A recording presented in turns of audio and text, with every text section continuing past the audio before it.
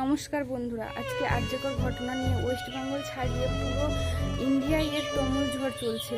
অনেকে মোমবাতি নিয়ে রাস্তায় নেমেছে, অনেকে আন্দোলন শুরু করছে, কিন্তু এত কিছু করার পরেও আজকে 10 দিনের বেশি হয়ে গেল, আমরা এর কোনো সুরাহা দেখতে পাচ্ছি না। অনেকে যে যা নিজের মতন করে ভিডিও বানাচ্ছে। আমিও ভাবলাম যে আমার কিছু বলা দরকার, যেহেতু আমিও একটা মেয়ে। কারণ যেখানে ভগবানের নিচের যদি স্থানে কাউকে বসানো হয়, সে হলো একজন ডাক্তার। সে কত মানুষের প্রাণ বাঁচিয়েছে আজ পর্যন্ত, আরও বিগত দিনেও কত মানুষের প্রাণ বাঁচাতো। তো সেই ডাক্তারের যেখানে জীবনের কোনো সুরক্ষা নেই, সেখানে আমাদের মতন সাধারণ মেয়ে বউ জীবনের কি সুরক্ষা আছে বলুন? আমরা তো নিজেরা ভয় পাচ্ছি যে আমরা রাস্তায় যে নামবো একা কি করে। হয়তো কালকে যেটা ওনার সঙ্গে হয়েছে, যেটা আমার সঙ্গে বা আমার নিজের পরিচিত কারোর সঙ্গে হতে পারে, তাই না? তো সেই জন্য সকল মেয়েদেরকে একজোট হতে হবে। জানি অনেকে সবাই একজোট হয়েছো, সবাই একজোট হয়ে আন্দোলন করছো, সব কিছু ঠিক আছে, কিন্তু এর প্রতিবাদ জানাচ্ছ, কিন্তু এর কোনো তো সুরাহা হচ্ছে না। আদৌ জানি না যে এর কোনো সুরাহা হবে কি না। আদৌ যে মেয়েটা অকালে প্রাণ হারিয়েছে, ও কি কোনোদিন ওর সুবিচার পাবে?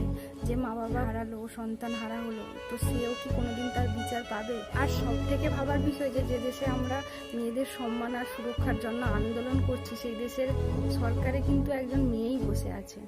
তো ভাবার বিষয়। আর একটা মেয়ের সম্মান আর সুরক্ষার মূল্য নির্ধারিত হচ্ছে 10 লাখ টাকা।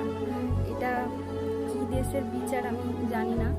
সব কিছু একটা শেষ হওয়া দরকার। তো একদিন এরকম আন্দোলন চলতে চলতে হয়তো একদিন সব কিছু থমকে যাবে, সব কিছু বন্ধ হয়ে যাবে, সব শান্ত হয়ে যাবে, কিন্তু ওই যে সন্তান হারা মা বাবা, ওদের চোখের জলটা সেরকমই থেকে যাবে। কারণ ওই যে ওর সন্তান যে ওর সুবিচার পেরো না।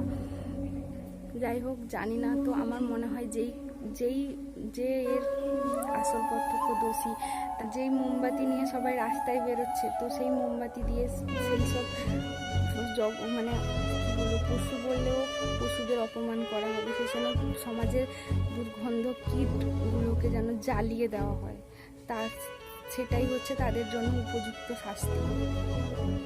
আমাদের একজোট হতে হবে, সবাইকে একজোট হয়ে লড়াই করতে হবে। কারণ এই লড়াইটা ওর একার নয়, আমাদের মতন হাজার হাজার মেয়ে